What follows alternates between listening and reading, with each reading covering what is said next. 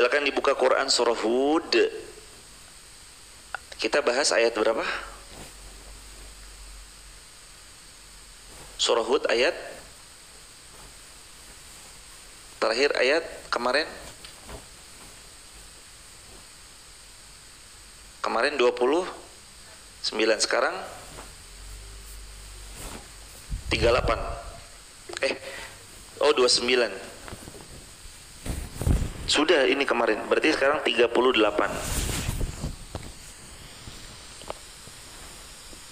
Oh iya, kan kemarin nggak selesai ya hadirin.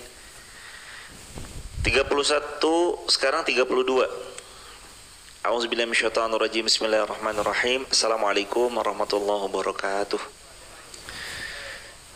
Yang sama kita hormati gurunda kita bersama Al-Mukarram Ustadz Ferry Septianto LCMA, Ustadz Dama, dan semua hadirin. Yang besar tak dihimbau gelar, yang kecil tak disebut nama. Insya Allah kita semuanya mulia dunia akhirat. Amin ya rabbal alamin. Hadirin silakan dibuka surah Hud, ayatnya ayat ke-32. Surah yang ke-11, ayatnya ayat ke-32. Qalu ya Nuh qad jadaltana fa aktsarta jidalana fa'tina bima ta'iduna in kunta minas sadiqin. Mereka berkata, wahai Nuh, sungguh engkau telah berbantah-bantahan dengan kami dan engkau telah memperpanjang bantahanmu terhadap kami, maka datangkan kepada kami azab yang engkau ancamkan jika kamu termasuk orang-orang yang benar. Coba mana datengin sini. Ditantang, Nabi Nuh ditantang. Coba kalau memang kamu benar, mana azabnya? Sini azabnya. Hadirin, kalau datang pemberi nasihat, dengarkan hadirin. Karena kata Nabi SAW dalam hadis riwayat Al-Baihaqi, seburuk-buruknya perkataan adalah ketika seorang sahabat menasihati sahabatnya, wahai sahabatku bertakwalah kepada Allah, lalu dia bilang, urus saja dirimu sendiri. Atau dalam bahasa lain, dinasihati tapi malah balik bilang, ngapain sih ngurusin hidupnya orang? Dinasihati malah bilang, sibuk banget sih, urus deh hidupnya sendiri. Kalau bahasa anak gaulnya, hidup-hidup gue, kenapa lo yang ngatur? Kurang lebih kayak gitu kalimat yang paling Allah benci. Sebagaimana dalam hadis riwayat Al-Baihaqi, kata Nabi SAW, kalimat yang paling dibenci Allah ketika ada seorang saudara ngingetin saudaranya, teman ngingetin temannya, sahabat ngingetin sahabatnya, guru ngingetin muridnya, atau jamaah mengingatkan ustadznya, lalu dia bilang, urus saja dirimu sendiri. Wal'iyadu billahi min dzalik.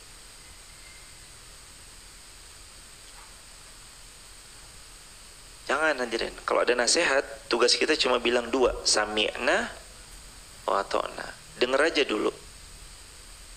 Oh iya baik, kami berusaha jadi lebih baik. Oh iya baik, insya Allah kami berusaha jalanin ya. Atau mohon doa. Mohon doanya ya, kalau memang kami pun belum bisa, mohon didoakan. Semoga kami bisa seperti yang diharapkan. Begitu hadirin. Ayat ke-33. Qala innama ya'tikum billah insya'a wa ma antum bimu'jizin. Dia Nabi Nuh menjawab, hanya Allah yang akan datangkan azab kepadamu, insya'a, kalau Allah menghendaki, wa ma antum bimu'jizin, kamu tidak akan bisa melepaskan dirimu dari azab yang Allah turunkan. Jangan sekali-kali kita nantang sama Allah. Ya udah turunin aja azabnya. Jangan hadirin. Atau dengan kalimat lain yang serupa. Ya kalau emang bener, coba aja, lihat aja, jangan. Padahal jelas-jelas kita yang zalim, kita yang salah, kita yang culas, kita yang jahat. Tapi berani-beraninya dia bilang, kita lihat aja, binasa nanti. Mana? Katanya Allah bakalan gini.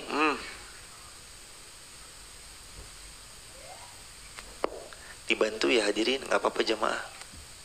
Anak solihah, Mbak Dinar,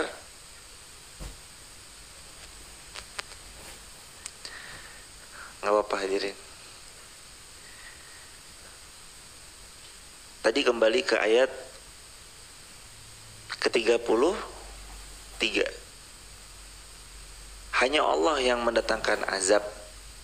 Kalau Allah menghendaki, nanti azab itu akan turun. Dan sekali-kali kita tidak akan bisa melepaskan diri kita. Juga ada ayat yang lain. Berhati-hati ya kita dalam Al-Quran dari azab Allah yang turun dan tidak menjumpai minhum khassah, kepada orang yang berbuat jahat aja. Karena kalau azab Allah turun itu yang kena bukan cuma orang yang jahat, kadang yang kena juga sekeliling-sekelilingnya. Atau dalam hal ini azab itu menurunkan atau turun kepada satu wilayah, yang kena itu bukan cuma orang jahatnya, tapi yang tinggal di wilayah itu juga kena. Makanya orang tua kita dulu sering nasihatin, hati-hati ya kalau ada satu tempat itu lekat dengan maksiat. Menghindar dari tempat itu, menjauh dari tempat itu, cari kota baru, bahkan negeri baru. Kalau memang satu negeri semuanya adalah keburukan, karena takut-takut kalau azab Allah turun nanti kenanya pada semuanya. Kalau orang tua kita dulu lebih simpel lagi nasihatinnya.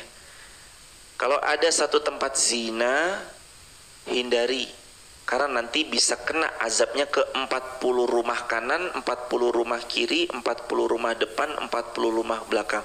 Sebenarnya bukan 40, karena nggak ada secara eksplisit hadis Nabi, siapa yang zina kena 40 rumah kanan, kiri, depan, belakang, gitu nggak ada. Tapi maksudnya adalah hati-hati kita dari azab Allah yang bisa menimpa bukan hanya kepada si pelaku dosa, tapi bisa menimpa pada satu wilayah secara umum. Iya yang dosa dia, iya yang mabuk dia, iya yang zina dia, iya yang riba dia. Tapi kalau kena azab, yang kena siapa? Kita semua nih. Bahkan ada hadis, tidak ada satu dosa yang Allah layakkan seseorang kalau melakukan dosa itu dengan azab yang Allah segerakan, kecuali dosa itu bernama riba.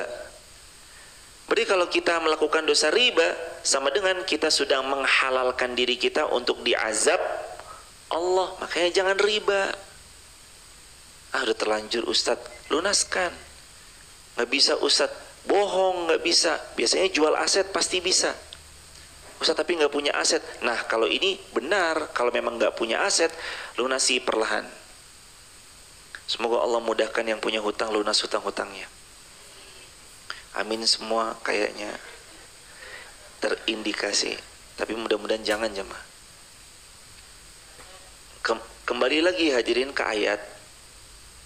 Jadi jangan minta azab tuh. Mana azab? Nantang, jangan ditantang ya hadirin. Jangan ditantang. Tapi kita boleh mencela? Tidak. Mengingatkan boleh? Boleh. Semalam gurunda kita Ustadz Ferry Septianto menyampaikan tentang hadis riwayat Imam Tirmidzi. Barang siapa yang menghina seseorang dengan satu aib, hadis dari Muaz bin Jabal, Rasulullah bersabda, siapa yang menghina saudaranya karena suatu dosa, maka dia tidak akan mati kecuali melakukan dosa tersebut. Mengingatkan boleh, menasihati harus, diajak kembali ke Allah harus. Watawasau bil haqi watawasau bis sabr, fadzakir innama anta muzakir. Tapi jangan hina, ingetin aja.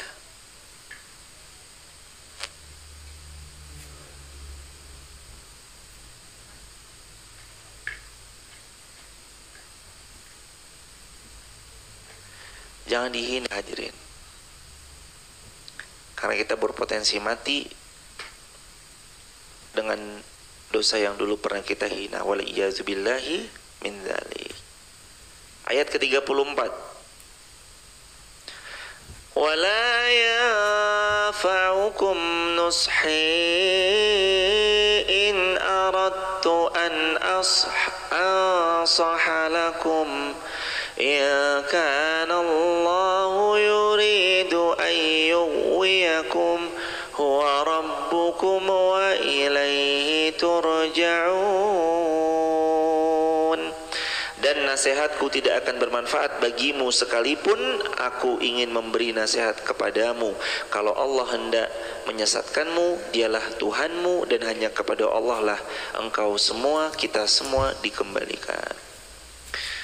Nasihat itu baru berguna kalau dalam bahasa Al-Quran Allah berfirman Az-Zariyat fadzakir innama fadzakir in nafa'atiz dzikra. Benar? Az-Zariyat fadzakir. Nah, fa inna dzikra tanfa'ul mu'minin dalam Quran surah Az-Zariyat. Fadzakir, nasihatin, ingetin, sharing, posting, upload, re-upload, re-share, bagikan, sebarluaskan. Fadzakir, ingetin aja. Ya ingetin tuh sekarang ditranslate ke dalam bahasa sosial media jadi banyak. Ya udah, repost aja yang baik-baik, upload aja yang baik, posting aja yang baik, unggah aja yang baik, bagikan aja, share aja yang baik.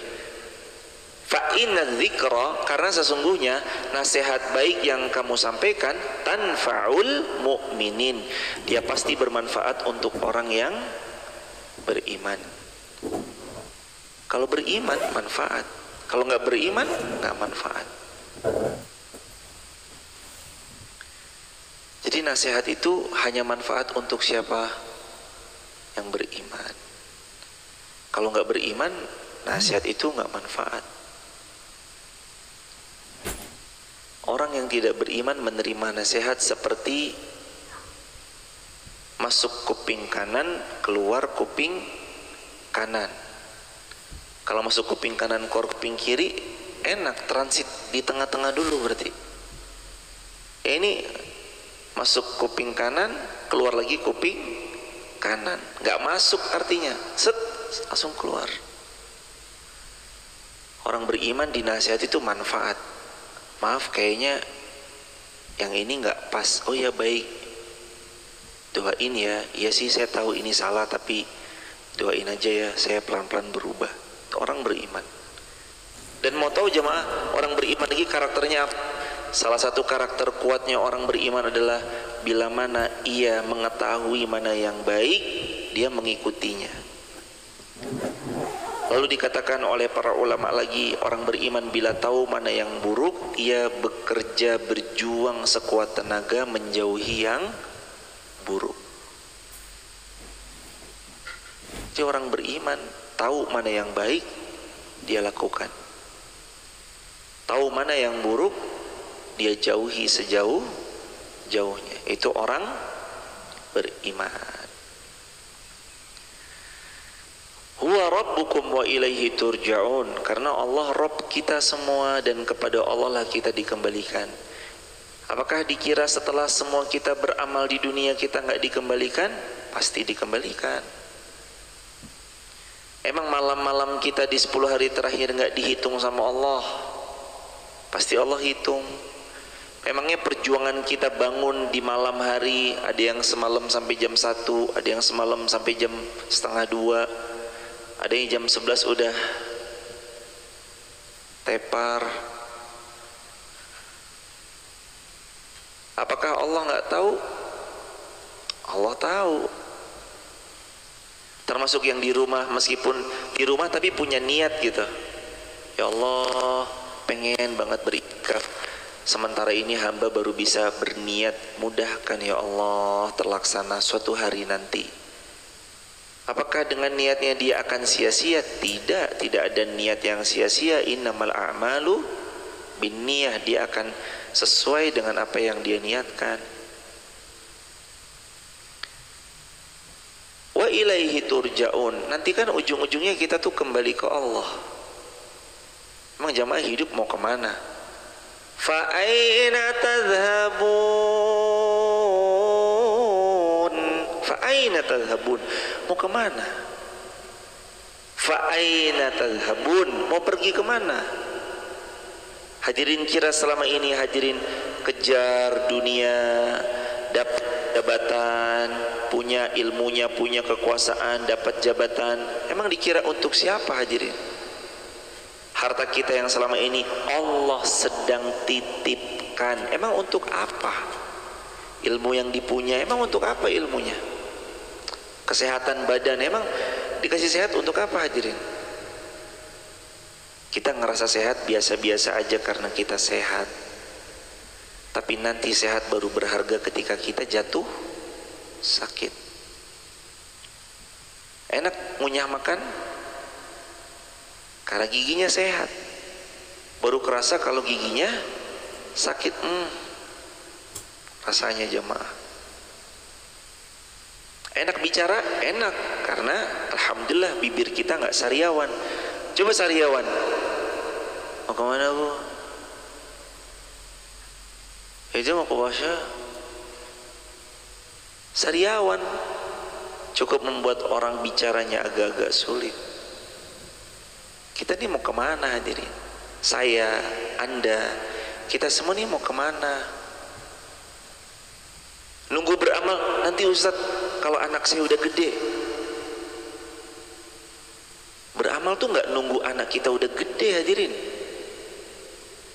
Aduh saya repot, anak saya masih bocil-bocil. Terus kita nggak ibadah karena alasan anak-anak kita masih bocil-bocil. Terus kita terlena karena hanya sebab perkara dunia yang lagi rame-ramenya. Aduh mohon maaf saya nggak bisa hadir ke majelis ilmu, customer lagi banyak-banyaknya nih, orderan nastar lagi 1000 toples.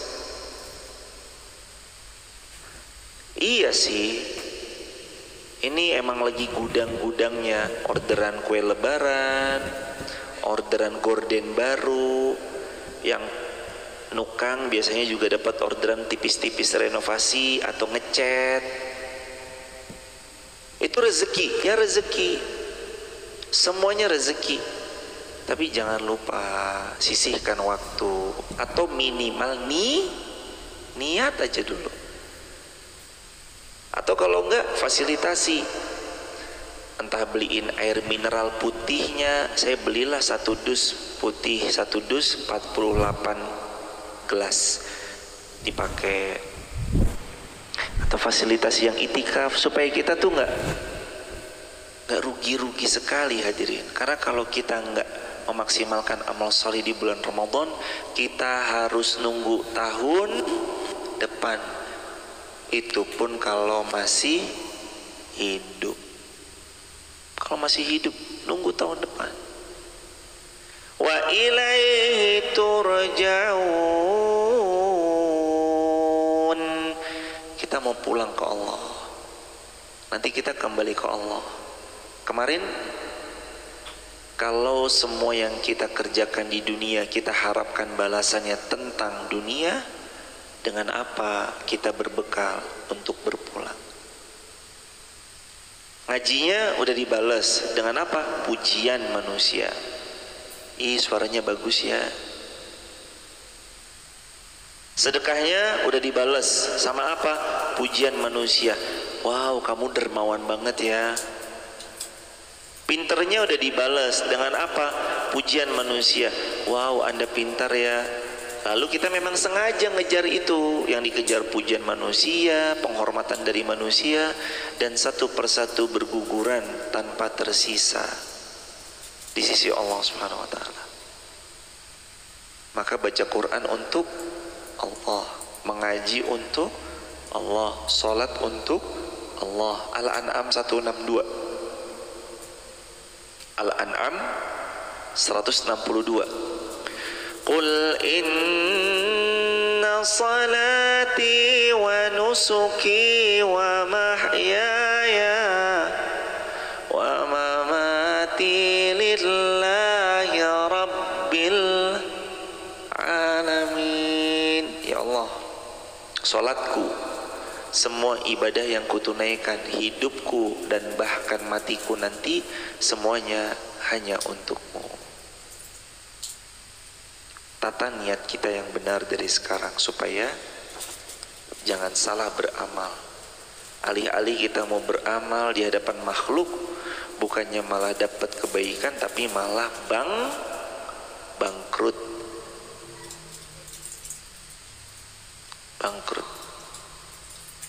Jangan jadi hamba dunia.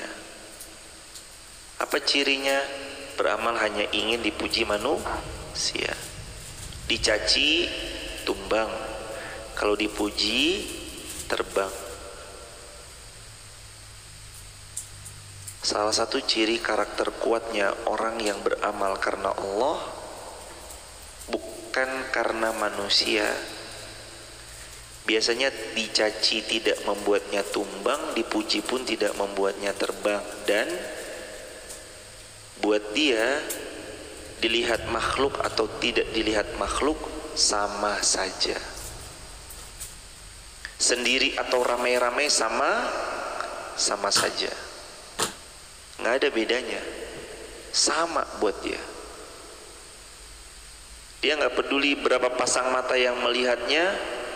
Beliau nggak peduli berapa banyak orang yang menghadiri majelisnya. Mau 1 orang, tetap dia akan tulus ikhlas menyampaikan ilmu. Mau 1000 orang, sama. Nggak ada beda. Dan orang itu lebih punya daya tahan yang kuat. Dalam bahasanya Al-Imam Ibnu Jamaah, man thabata nabat.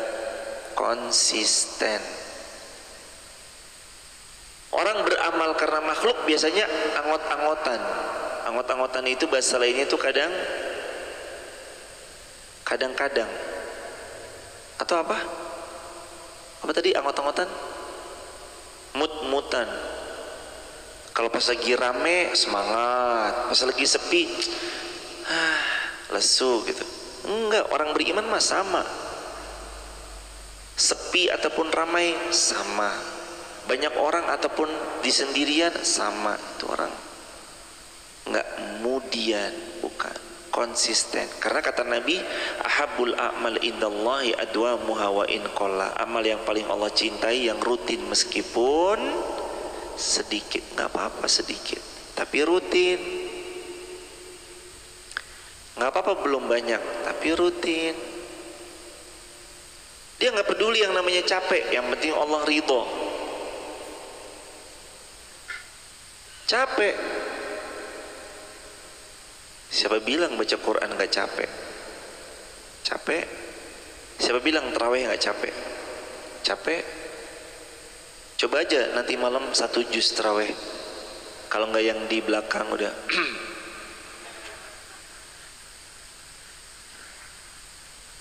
artinya kan memang kita lagi proses bertahap, hadirin. Proses belajar. Semua kita capek, nanti udah gak capek lagi kalau masuk syurga. Ditanya ketika itu seorang ulama kenamaan, Al-Imam Abu Hanifah, gurunya Imam Malik bin Anas. Imam Abu Hanifah membawa kitab beserta penanya. Beliau belajar bareng anak-anak muda di masanya. Waktu itu beliau sudah cukup lumayan senja usianya. Murid-muridnya terheran-heran, wahai imam, engkau bersemangat bukan main dalam menuntut ilmu. Bahkan engkau pun berkenan untuk belajar bersama dan tidak ragu, tidak sungkan menimba ilmu bersama mereka yang masih muda usianya. Persis kayak kita hari ini. Saya tahu di hadapan saya 17 tahun semua, meskipun pada tahunnya masing-masing 17 tahunnya. Tapi mungkin ada yang sebagian usia kita tidak 17 tahun lagi, tapi semangatnya semangat 17 tahun dan gak malu. Ustadz, anak saya udah kuliah, Ustadz anak saya udah nikah, Ustadz saya punya cucu 5, Ustadz saya ayahanda kenapa berkenan bareng-bareng? Saya semangat mau cari ilmu. Ibunda mohon izin, Bu Haji kenapa berkenan bareng-bareng? Saya semangat cari ilmu. Gak sungkan sama yang muda-muda. Dulu Imam Abu Hanifah kayak gitu jamaah, bareng kayak kita gini, yang tua, yang muda, ikut andil bareng-bareng belajar. Ditanya sama muridnya sampai terkagum, muridnya melihat semangat gurunya. Wahai Imam, Anda di usia senja tetap menuntut ilmu, mata rahah. Terus muridnya nanya, lantas Anda kapan istirahatnya wahai Imam? Apa jawab Imam Abu Hanifah rahimahullah? Ar-rahah hiya fil jannah. Kata Imam Abu Hanifah, istirahat saya nanti ketika kaki saya masuk ke dalam jannah, syurganya Allah. Ternyata buat orang beriman, dunia itu tempat berkompetisi, bukan terlena, terlalaikan, bukan tempat rahah, istirahat itu bukan. Dunia itu tempat kita berlomba, beramal salih, bukan terlena dengan permainan belaka, sendau gurau belaka. Karena Allah berfirman, wa mal hayatud dunya illa mata'ul ghurur. Tidaklah dunia ini melainkan kesenangan yang menipu. Mata'ul ghurur, sendau gurau, kesenangan sesaat. Anak berusia 4 tahun ditawarkan 2 mobil di hadapannya. 1 mobil Avanza beneran, 2 mobil mainan yang harga 30 ribuan. Yang mana yang anak 4 tahun akan pilih? Mobil mainan. Dia nggak tahu yang beneran berharga itu mobil beneran. Orang beriman ditawarkan 2, hidup sementara di dunia atau hidup abadi selamanya di akhirat. Maka harusnya kita milih yang sementara di dunia atau milih yang di akhirat? Pilih yang sementara atau abadi selamanya? Harusnya kita memilih yang abadi selamanya. Caranya gimana? Dengan menunggangi dunia untuk beramal salih agar pantas masuk surga. Capek? Sama, nggak ada yang nggak capek. Lelah? Sama, nggak ada yang nggak lelah. Di sini ada yang matanya merah, ada yang matanya iya tinggal 5 watt, pegel. Aduh boyoknya saya Ustadz, sini rasanya. Tidur ada yang di sejadah, ada yang di kasur, ada yang apa, ada yang mana, ada yang tidur di sini. Tapi nikmati aja jemaah, 5 hari lagi. 5 hari lagi. Insya Allah semoga siapapun yang memfasilitasi itikaf, siapapun yang ikut juga beritikaf, semua nanti kita berkumpul di surganya Allah, tidur di atas kasur-kasur di surganya Allah yang indah. Ar-rahah hiya fil jannah. Istirahat nanti di surga. Karena saya pun nggak tahu hadirin umur saya sampai kapan. Begitupun juga hadirin kan nggak tahu umurnya sampai kapan. Kalau Ramadan ini Ramadan terakhir kita, pengennya kan kita menorehkan happy ending, ya kan? Pengennya menorehkan torehan yang baik. Jangan sampai kita manusia berakal kalah sama kuda. Kuda, seekor binatang kuda, saat dia sedang berpacu lomba lari bersama kawan-kawan seperkudaan, kuda tuh kalau ngelihat garis finish larinya makin kencang. Kita ngelihat garis finish harus larinya juga makin kencang. Alhamdulillah, mudah-mudahan tadi salah satu, mudah-mudahan kita lebih pintar dari kuda, makin bersemangat. Biasanya 5 lembar, tahu-tahu tadi selesai 1 juz. Gak apa-apa hadirin. Kuda melihat garis finish larinya makin kencang. Manusia melihat Ramadan di penghujung matanya, harusnya kita larinya makin kencang, amal solehnya makin kuat. Biasanya kita sedekah sehari 1000, sekarang saatnya sehari 2000 atau lebih daripada itu, sesuai kapasitas kemampuan kita. Baiknya mana Ustadz? Sedekahnya di malam hari atau sedekahnya di pagi harinya? Dua-duanya, jangan ambil resiko. Subuh sedekah, ba'da isya sedekah. Ba'da subuh sedekah, ba'da isya sedekah. Ba'da subuh sedekah subuh, keutamaan yang kata Nabi, ma min yaumin yusbihul ibadu fihi illa malakani yanzilani wa yaqulu ahaduhuma Allahumma a'ti munfiqan khalafa wa yaqulu al-akhar Allahumma a'ti mumsikan talafa. Ada 2 malaikat setiap subuh turun kepada kita, lalu malaikat pertama mendoakan, ya Allah kayakan dia yang sedekah subuh. Malaikat satunya mendoakan, ya Allah miskinkan dia yang enggak mau sedekah subuh. Jadi pada subuh sedekah. Kapan disebut sedekah subuh? Setelah azan subuh sampai syuruk, itu disebut sedekah subuh. Tahu syuruk dari mana? Biasanya 1,5 jam setelah azan subuh itu syuruk. Jadi kalau tadi azan subuhnya 4.20, 1,5 jam berarti jam berapa? 5.50. Itu biasanya udah syuruk. Disebut sedekah subuh. Sedekah. Aduh nggak bawa cash Ustadz. QRIS. Di QRIS nggak bisa Ustadz. Lihat saldonya ternyata 0.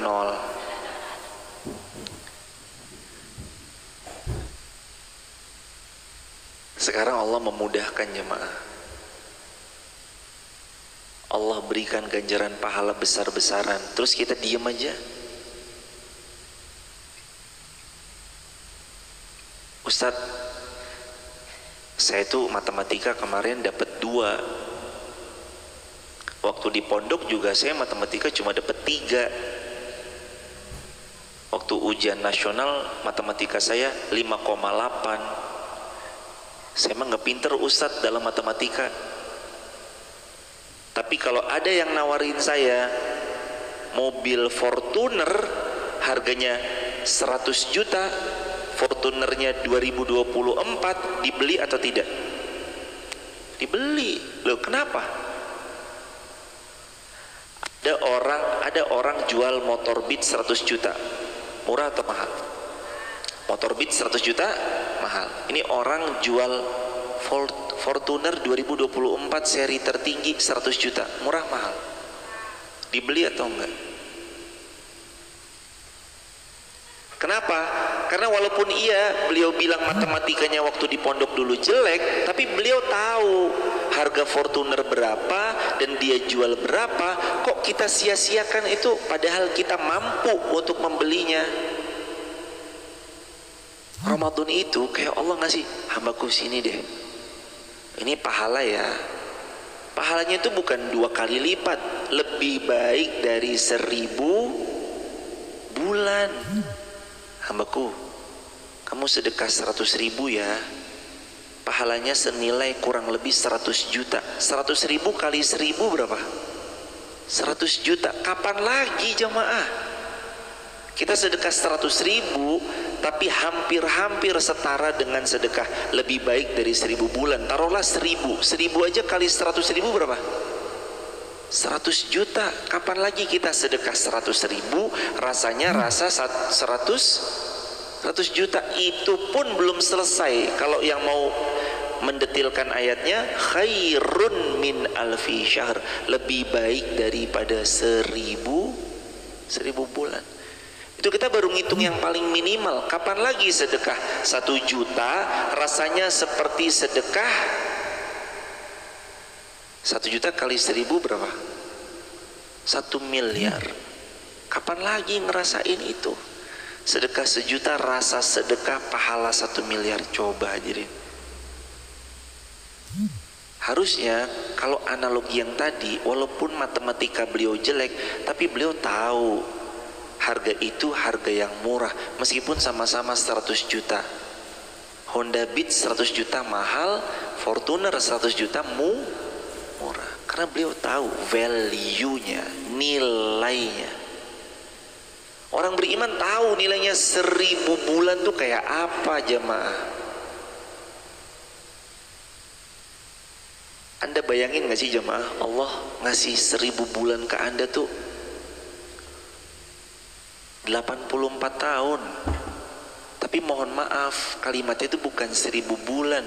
Lailatul Qadri khairun min alfi syahr. Itu lebih baik daripada 1000 bulan. Lebih baik itu kata para ulama, diantaranya Imam Ibnu Katsir, tanpa batas. Bisa 1001, bisa 1005, bisa 2000, bisa 10.000, sampai tak terhingga. Kalau kata Nabi SAW, ila sab'i mi'ati di'fin au at'afin katsira, bisa sampai 700 kali lipat, atau at'afin katsira, tak terhingga. Kalau ternyata malam tadi, malam Lailatul Qadar, ternyata Allah ngasihnya nggak 1000 bulan, itu takaran paling minimal ya, minimal 1000 bulan, ternyata Allah kasih 1 juta bulan. Nah, coba jemaah, kayak apa hadirin? Umur kita aja belum tentu nyampe loh jemaah. 1000 bulan tuh 84 tahun. Ustadz Ferry kemarin sore nanya kan, ada nggak di antara kita umurnya yang lebih dari 84 tahun? Yang hadir di sini ada ayahanda? Di atas 84 ada? Ayahanda berapa ayahanda? 74, Masya Allah. Ayahanda? 85 kebalik. Oh, 58. Artinya Nabi ngasih tahu nih jemaah, a'maru ummati ma baina sittina wa sab'ina wa aqalluhum ma yajuzu dzalik. Umur umatku tuh rata-rata 60 tahun dan 70 tahun. Aqalluhum, sedikit banget, ma yajuzu dzalika, yang melampaui 70 tahun. 60 tahun sedikit, kalaupun ada bonus dari Allah. Bonus. Maka perhatikan pelan-pelan ayat ini. Kita tuh mau kembali ke siapa sih jemaah? Wa ilallahi turja'ul umur.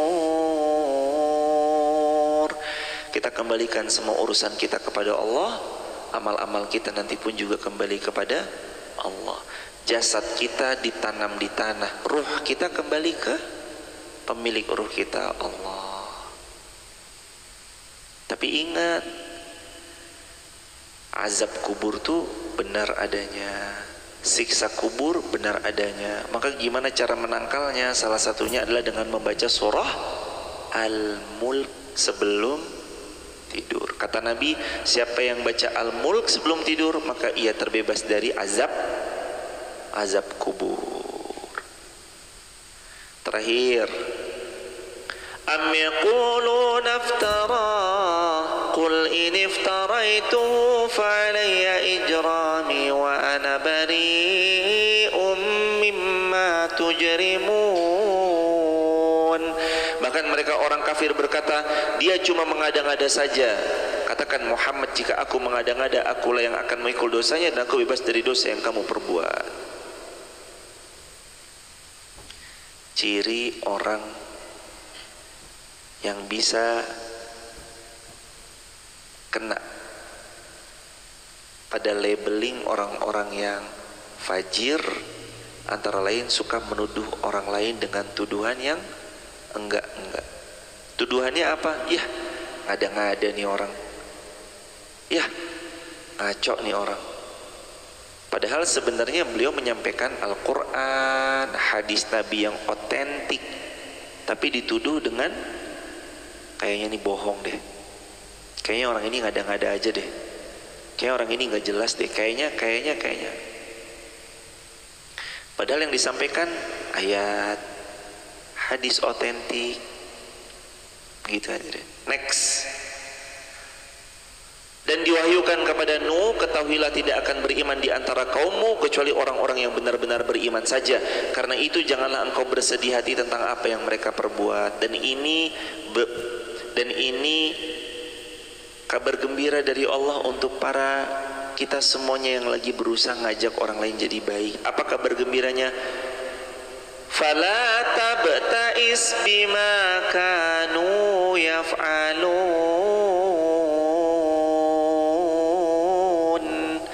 Quran surah Hud ayat 36. Fala tabta'is, janganlah kalian menjadi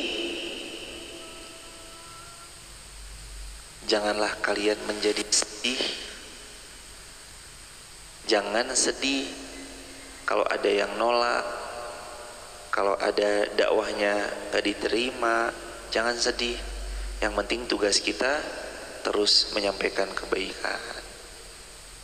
Jangan sedih kalau ternyata kita nasihat kita tuh diabaikan. Jangan sedih kalau kita ngasih tahu ternyata kita malah dimentahkan balik. Jangan sedih.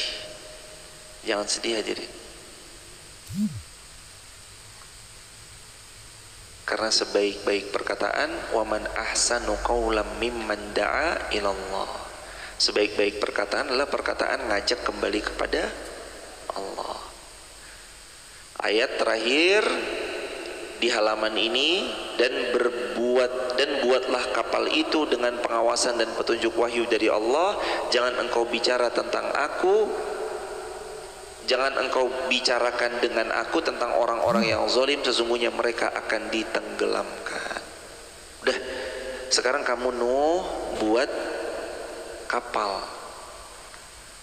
Jangan dipertanyakan kenapa harus buat, udah buat aja. Nanti Allah tenggelamkan orang-orang yang zalim. Secara zahir ditenggelamkan betulan karena Nabi Nuh membuat bahtera, kapal yang sangat besar, lalu siapapun yang iman disuruh masuk, hewan-hewan suruh masuk, diturunkan yang air yang banjirnya bandang luar biasa, curah hujan yang sangat tinggi sampai tenggelam luar biasa pada zaman tersebut. Kecuali orang yang ikut di atas bahtera tersebut. Itu makna yang tersurat secara ayat. Tapi secara yang tersirat, apa yang tersirat? Para ulama, orang-orang yang dia zalim pasti tenggelam. Orang kalau zalim pasti tenggelam. Orang kalau jujur pasti mujur. Wong sing ra jujur yo mesti ajur. Udah jamaah, tenang. Jadi secara tersurat Allah berfirman, kami tenggelamkan mereka, ya ditenggelamin beneran, tenggelam dengan air. Tapi secara tersirat para mufasir juga sedikit menyampaikan bahwa Allah akan menenggelamkan. Maksudnya orang tuh kalau zalim tenggelam, kecuali kalau beliau taubatan nasuha. Dia curang, dia yang tenggelam. Dia khianat, dia yang tenggelam. Dia menipu, penipunya yang tenggelam. Korbannya yang ditipu makin melambung tinggi insya Allah. Dia yang mencurangi orang lain, dia yang curang, dia yang tenggelam. Dia yang banyak dusta, banyak bohongnya, dia yang tenggelam. Jangan jamaah fikir orang zalim enggak tenggelam. Enggak, Allah yang tenggelamkan karena kezaliman mereka. Karena mereka zalim. Jadi kalau jamaah lagi dizalimin orang, ada dua sikap kita, memilih untuk diam atau memilih untuk klarifikasi, membela diri. Yang mana dua-duanya benar. Ketika Bunda Aisyah radhiyallahu anha di hadisatul ifki, ketika beliau difitnah selingkuh dengan Safwan bin Mu'attal, Bunda Aisyah punya dua sikap, klarifikasi dan diam. Saat klarifikasinya tidak lagi dipercayai, maka Bunda Aisyah radhiyallahu anha memilih diam. Jamaah sama. Respon kita saat kita dizolimin sama orang boleh kita merespon kezalimannya atau kita memilih diam. Kalau kita respon boleh, tapi kalau kita memilih diam, insya Allah itu lebih tidak membuang-buang waktu. Dan orang yang zalim, perlahan pasti Allah yang akan membuat perhitungan dengannya. Maka kalau boleh mempertimbangkan, daripada sibuk klarifikasi yang tidak akan dipercayai, saya ulangi ya, daripada saat orang zalim kepada kita lalu kita sibuk klarifikasi yang berujung tetap tidak dipercayai, lebih baik diam. Fokus sama orang yang mencintai kita, jangan fokus kepada pembenci.